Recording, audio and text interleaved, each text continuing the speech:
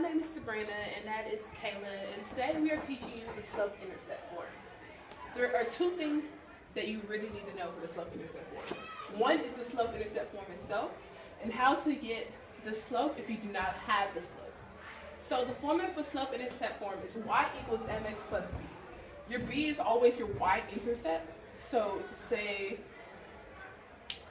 we'll come back to this, but in order to get your slope, you need to do y2 minus y1 equals over x2 minus x1. In order to move your slope, it's always rise over run. So I'm going to start off with a simple example where your slope is already given to you before I add in any complications or without your y-intercept. So example 1, you have y equals 2x. So, and necessarily, this is your first example, this already mathematically gives you your slope, which is 2.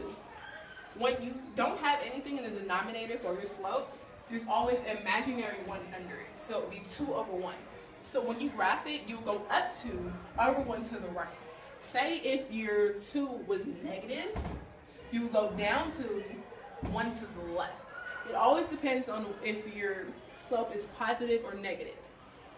Now, for example 2, I'm going to give you where you need to do a little more work. Well, necessarily not really any work, but where I'm going to give you your y-intercept in the equation. So I'm just going to add on to that, so, to your example 1.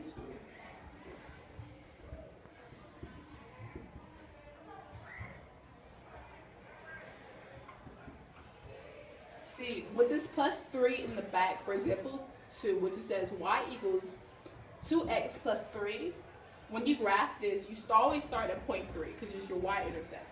It's automatically 0, 3 on your y-intercept. And if it's negative 3, it'll be negative 3 on your y-intercept. So basically, it will be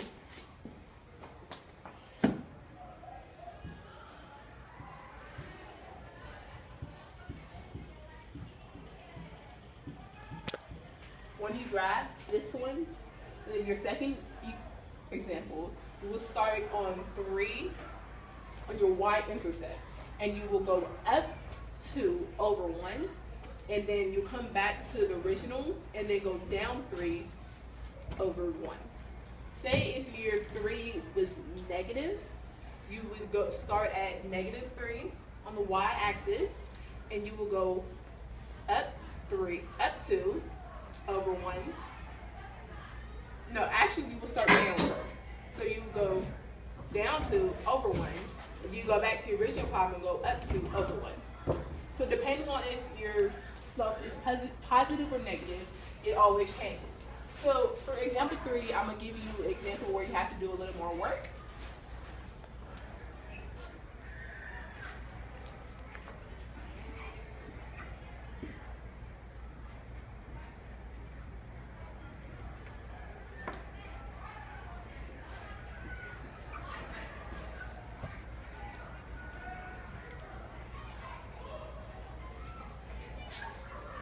Okay, so for example 3, I gave you 4x plus 8y equals 16.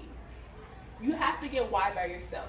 So first you're going to subtract 4x on both sides,